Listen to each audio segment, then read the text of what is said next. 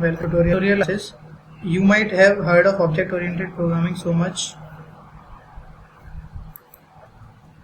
In this tutorial, I'll be giving you intel on objects and classes. So you might have heard of object-oriented programming so much. Well, Python is also one of them. It also works on the concepts of object-oriented programming. It is kind of confusing topic, so I am going to go a bit slow and bit deeper in this topic. An object is a thing that contains data and also has methods.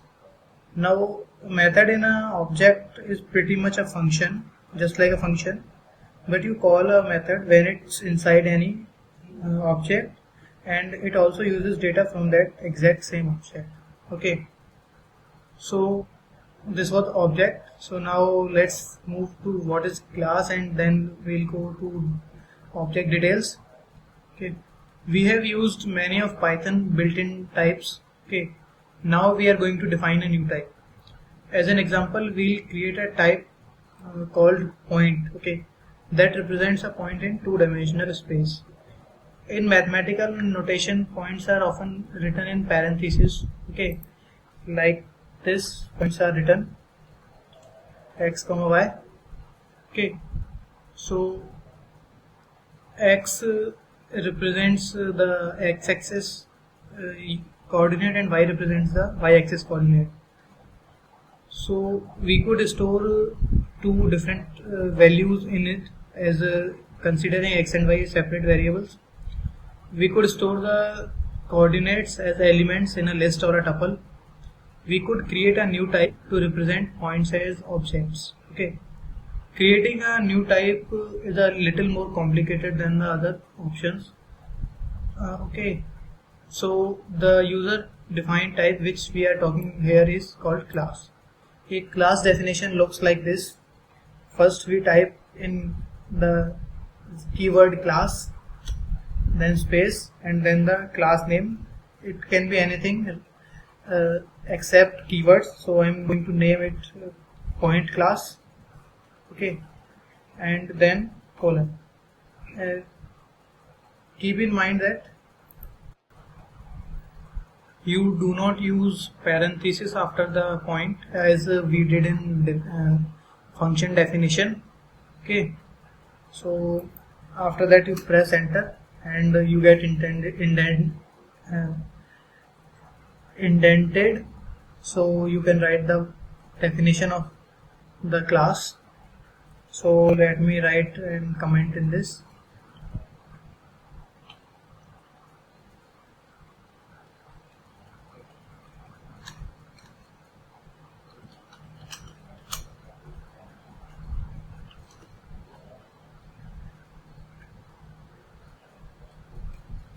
Okay, so I have created a class and its name is point.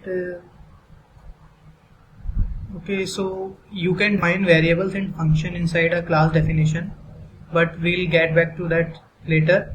So defining a class named point creates a class object. So name.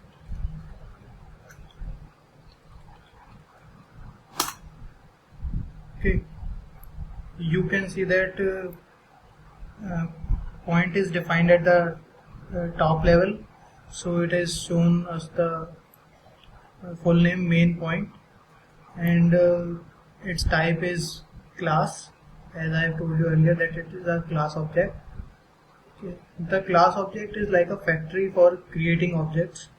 To create a point you call point, or to create a point in 2D space you call the class point as if it were a function. Okay, so let's go ahead and make an object for the class point.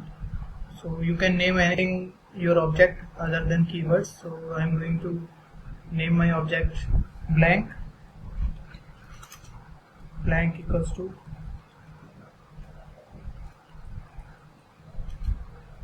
point. Okay, and then press enter. And now if I print out the object, the return value is a reference to the point object okay, which we have assigned to the object named blank. Creating a new object is called instantiation, and the object is instance of the class. When you print an instance, Python tells you what class it belongs, okay, and where it is stored in the memory. Okay, this is the address in the memory, and 0x represents that it is a hexadecimal number. So now let's talk about the attributes which are there for any object. You can assign values to an instance using dot notation. So if I want to assign any value to a point in 2D space, I can do the following operation: blank.x equals to 3.0, blank.y equals to 4.0.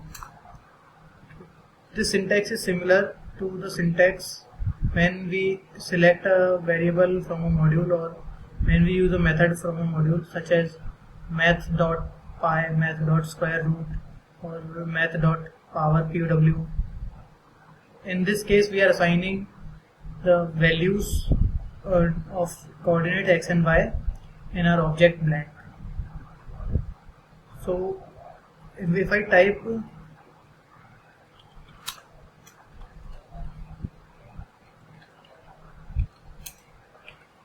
blank.x, then you can see that it is printing 3.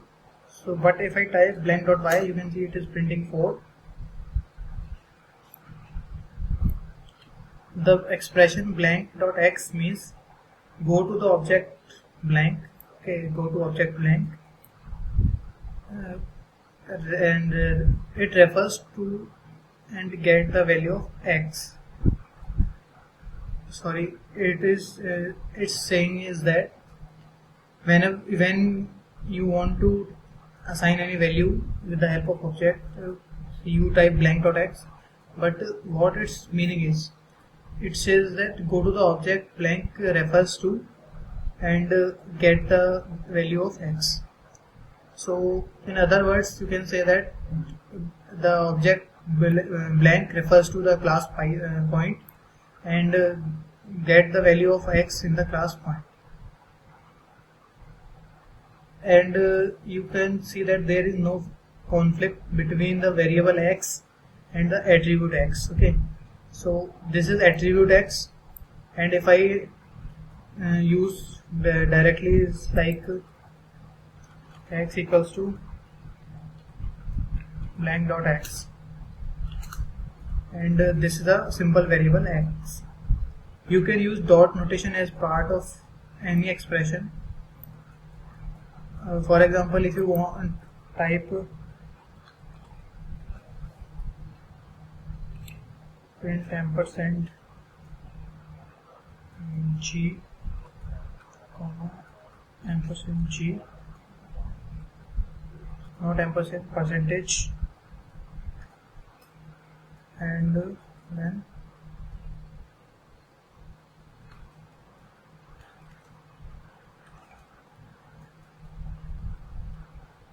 blank dot x comma blank dot y.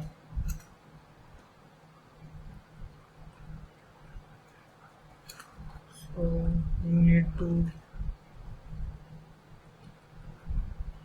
take on bracket.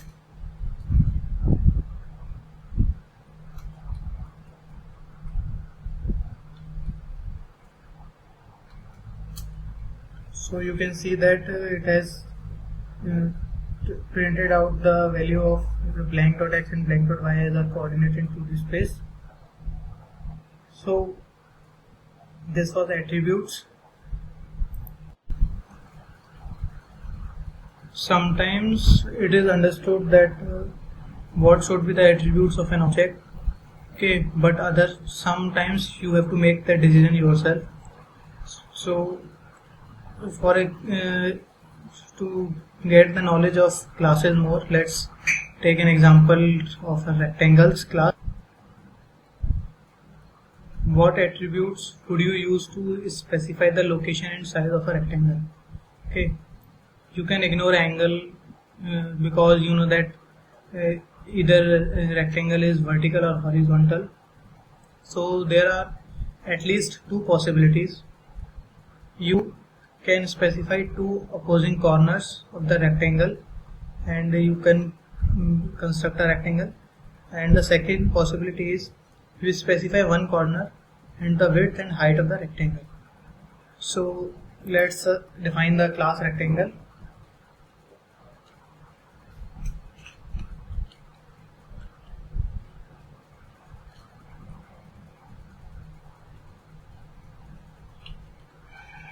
Okay, this time I am creating a class that takes some parameter as its input. Okay,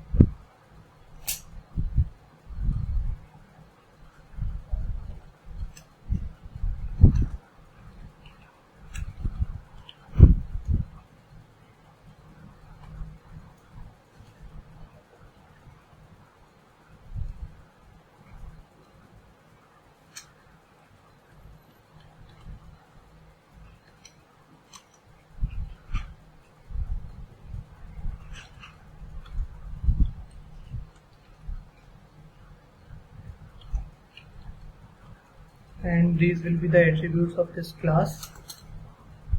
So to represent a rectangle, we have to instantiate a rectangle object and assign values to the attributes. So let's create an object for the class first. So I am naming the object as box. Okay, and I am assigning the width equal to 100. So how to assign, I have told you. Object name dot variable name equals to value, and for height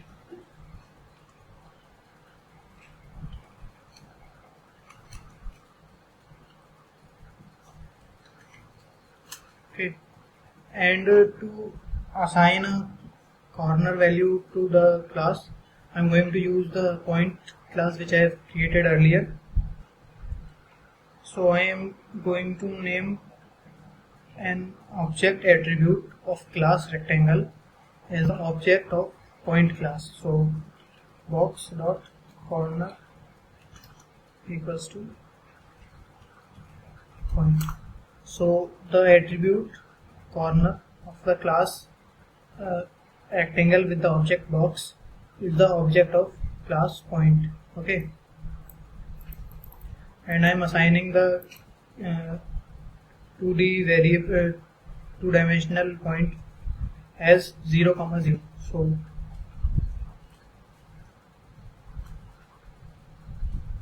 box.corner.x equals to 0.0 and box.corner.y equals to 0.0.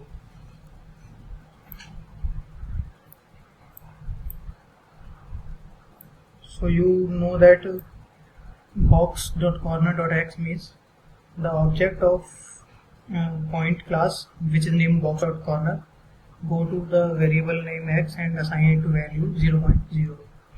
So an object that is an attribute of another object, this statement, an object which is attribute of another object is embedded. Okay, so function can return instances.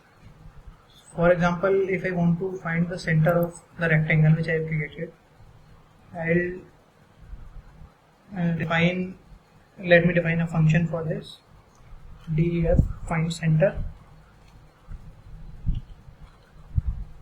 and I'll take box as my input parameter for this function. So I'll assign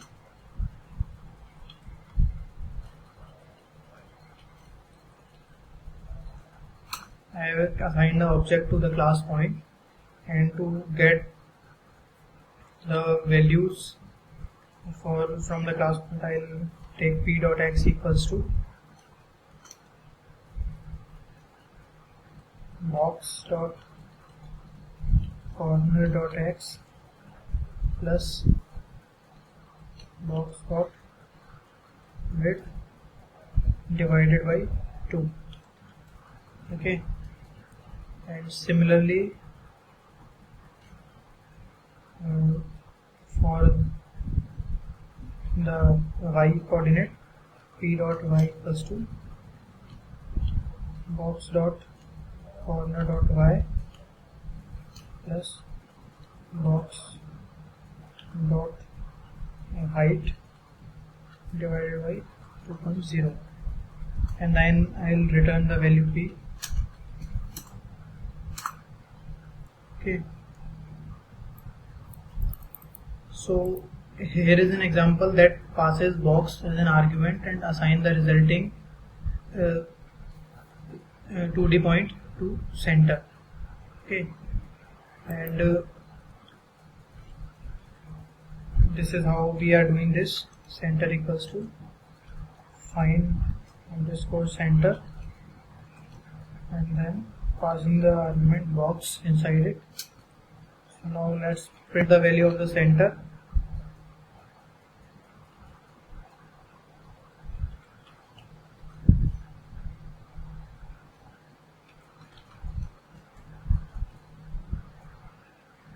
Sorry, we do not have to use point. Just wait.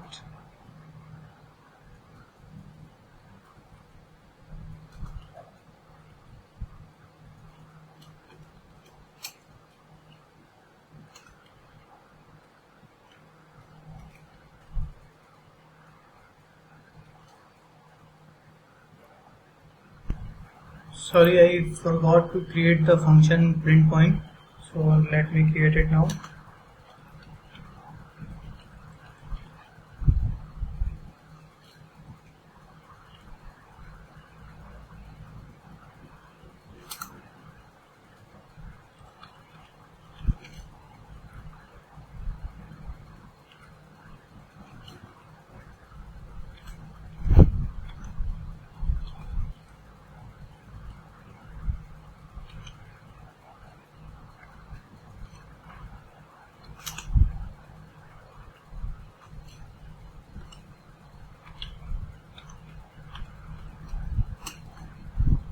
So now if I use this print point center segment, you can see that it has shown the center of the circle as, sorry, center of the rectangle as 50 and 100. Okay. So one more thing is that objects are mutable. You can change the state of any object attribute by assigning new value to its attribute. So to change the size of a rectangle without changing its position, we can modify the values of width and height. So how we can do that? We have already created the box object for the class rectangle. So if we want to change the width, let's change it. Box dot width plus equals to, let's say 50, and box dot height equals to plus equals to 100. So we have changed the value of the width and height of the rectangle. We can also write functions that modify the attribute value of the objects. So we can modify. I am going to make a function that takes a rectangle object and two numbers and adds the numbers to the width and height of the rectangle. So let's define a function, say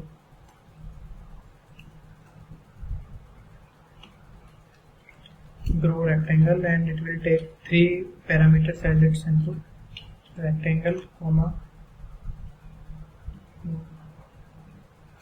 and width, or say d width, a new width,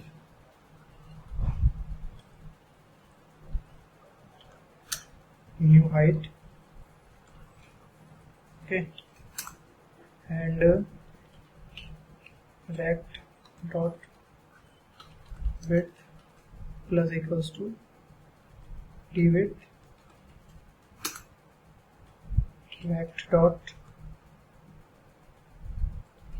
height plus equals to dHeight. Okay, so let's demonstrate the output of this function. So if I type box width now,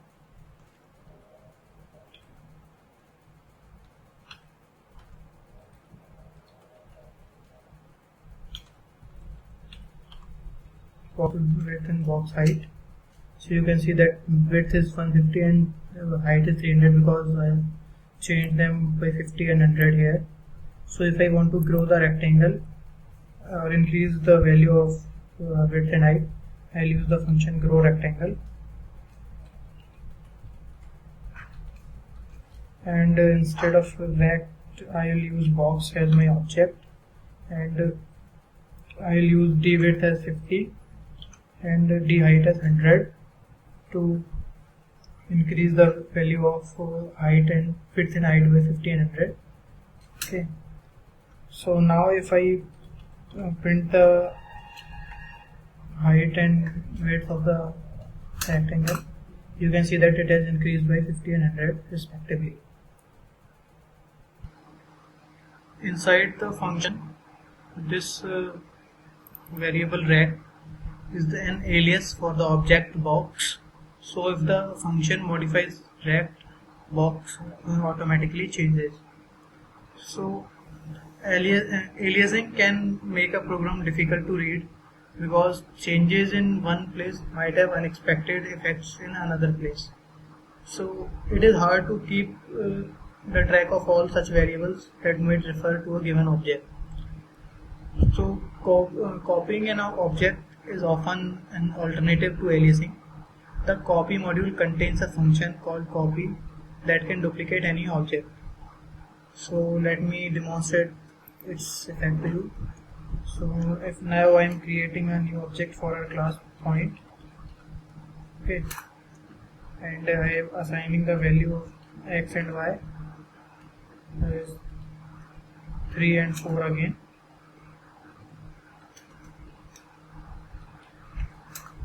Okay, and now I am importing the copy module to copy our object, and I am copying my object P1 into the object P2 using the copy module. So copy module has a method called copy. So copy is the module name first dot method name, and in the parentheses the attribute is P1, which is going to be copied into the new object P2. So P1 and P2 now contain the same data, but they are not the same point. Okay, they are different. So we can check them how. Let's first check that whether they are equal or not.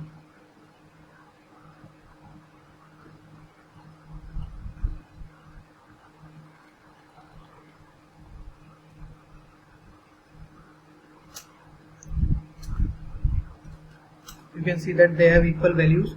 So now I am checking that whether they are same or not.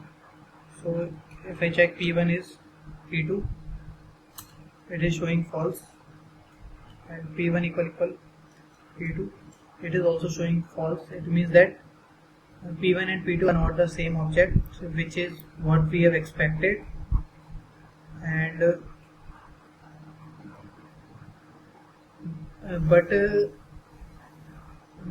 is operator, we have expected this answer, but you might have expected that equals, the comparison equal sign will yield true because these points contain the same data. In that case, we are now learning that for instances the default behavior of the equal operator is the same as the is operator. It checks object identity, not object equivalence. So if you use copy to duplicate a rectangle, you will find that it copies the rectangle object but not the embedded point. Okay, so if I copy the box object into the box2 object, say box2 equals to copy box. Okay, so now if I check box2 is box, you can see that it is showing false. But now if I check the embedded object, which is box.corner earlier, now it will be box2.corner. So if I check box2.corner is box.corner, so you can see that it is showing true. So it means that the embedded object does not get changed when you create a copy of object. It will remain unchanged. Okay, so for most applications this is not what you want. In this example, growing rectangle function which was there on one of the rectangles would not affect the other. But if I want to change the corner of a rectangle by using some function called move rectangle, so it will affect both the objects, the main object and the embedded object. So to get rid of this problem, we have a method called deep copy inside the copy module. So that copies not only the object but the object it refers to. So it will not only copy the box into the box2 but also box.corner into box2.corner, so they will not be the same now. So let's make another object, say box3.copy.deep copy box. So now if I check whether box3 is box, it is showing false, and box3.corner is box corner, it is also showing false. So now box3 and box are completely separate objects.